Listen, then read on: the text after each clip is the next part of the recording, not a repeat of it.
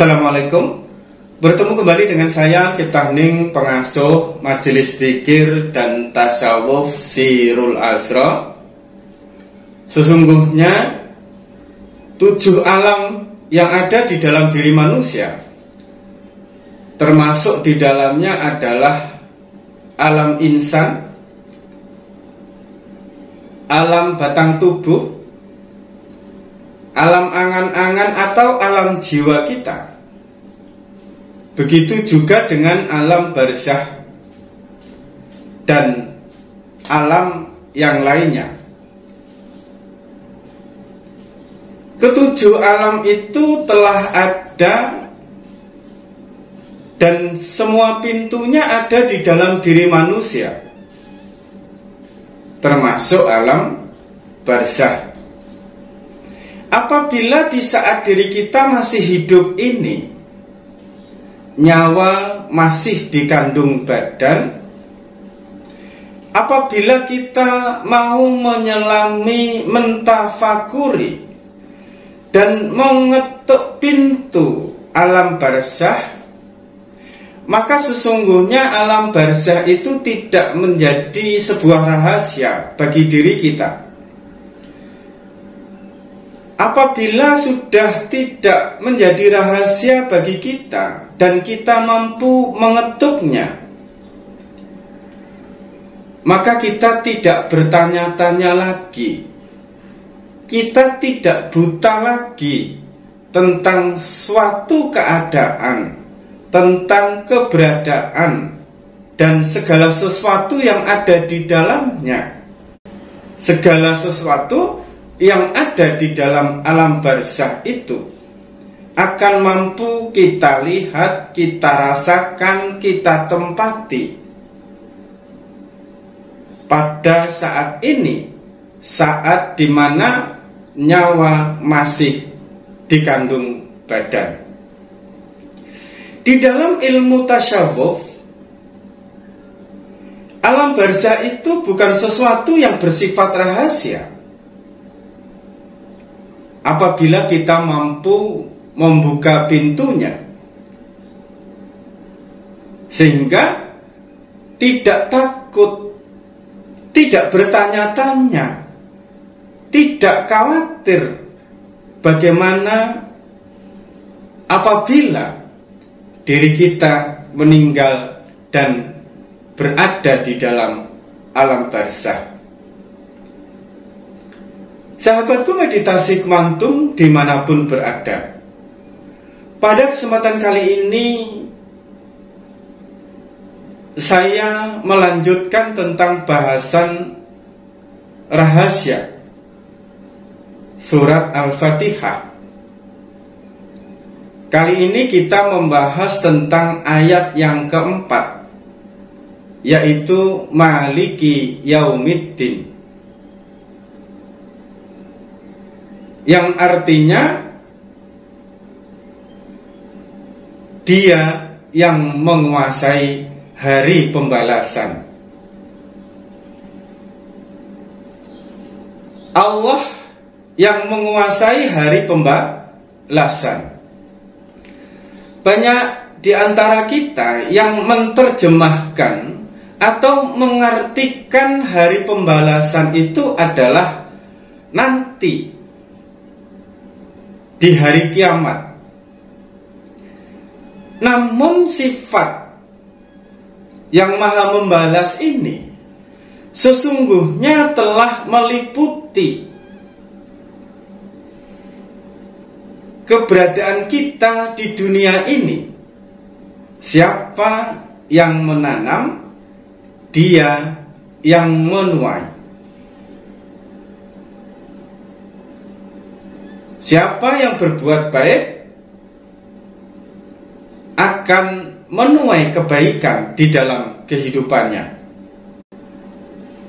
Maliki Yaumiddin dengan arti dan makna Dia yang menguasai hari pembalasan.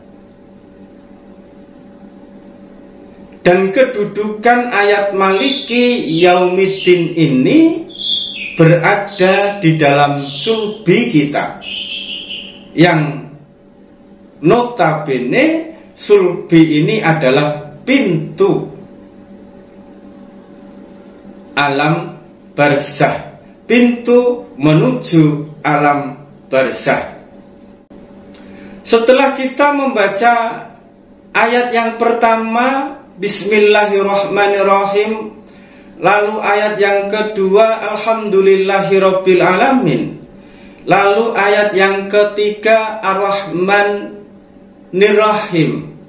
Ar-Rahman kita biaskan ke telinga kanan kita, Ar-Rahim kita biaskan ke telinga kiri kita, sampai benar-benar nyaman, sampai benar-benar hati menjadi tenang dan lapang dengan jumlah senyamannya. Lalu kita membaca ayat yang keempat, Maliki Yaumiddin. Kita biaskan, lalu kita fokuskan ke dalam sulbi kita. Di dalam alam sulbi inilah alam barzah itu, yang di dalamnya terdapat orang tua kita atau leluhur kita yang selama ini mungkin kita ingin ketemu, ingin kirim doa, ingin kirim rasa, ingin kirim cahaya, agar orang tua kita atau leluhur kita yang berada di dalam alam barzah itu merasa tenang, merasa nyaman, dan pada akhirnya mendapatkan pengampunan dan syafaat daripada junjungan kita Nabi besar Muhammad Sallallahu Alaihi Wasallam, sehingga leluhur kita dan orang tua kita dimuliakan, diampuni dosanya di alam barzah. Kita mungkin selama ini mengalami sebuah rasa rindu, ingin ketemu dengan kedua orang tua kita yang telah mendahului kita, atau leluhur kita, atau orang-orang yang kita cintai, yang selama ini telah mendahului kita. Dan kita telah melakukan banyak upaya, banyak ikhtiar. Salah satunya adalah dengan mendoakan, dengan kirim yasin dan tahlil, dengan kirim al-fatihah, dengan kirim sholawat. Dan kita memohon kepada Allah agar bertemu meskipun di dalam alam mimpi. Namun harapan kita untuk bertemu dengan orang tua atau leluhur di alam mimpi belum pernah terkabulkan. Maka ada jalan yang lain agar diri kita bertemu dengan leluhur kita atau orang tua kita yang kita rindukan, yang telah mendahului kita, yaitu dengan mengetuk alam barzah, dengan memfokuskan Maliki Yaumiddin ke dalam sulbi kita, dengan tujuan kita bertemu dengan leluhur kita, kita bertemu dengan orang tua kita yang telah berpulang. Di samping dengan Maliki Yaumiddin ini mampu menyempurnakan, mampu menjadikan jembatan agar Allah mengampuni, memuliakan, menyempurnakan leluhur kita. Sesungguhnya dengan Maliki Yaumiddin ini kita telah membangun tempat di alam barzah yang nyaman, Sehingga diri kita tidak bertanya-tanya bagaimana tentang keadaan alam barzakh, yang pada akhirnya membuat diri kita takut dengan kematian. Maka bangunlah istana di alam barzakh itu dengan Maliki Yaumiddin, difokuskan ke dalam sulbi. Begitu juga dengan sulbi kita ini, sebenarnya banyak energi-energi yang parkir, energi yang mengandung rekam jejak para leluhur kita, para pendahulu kita, yang mana energi itu harus kita sempurnakan, harus kita ruat, harus kita sucikan. Karena di dalam sulbi kita inilah sesungguhnya yang mampu berkomunikasi dengan sulbi-sulbi leluhur kita.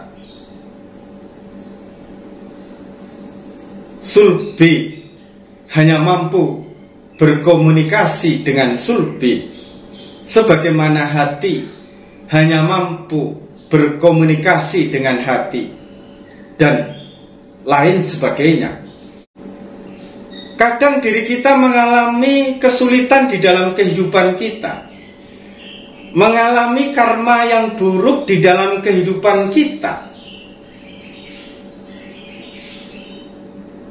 sedangkan karma itu bukan buah dari apa-apa yang kita lakukan. Namun sesungguhnya karma buruk yang kita alami itu lebih disebabkan oleh energi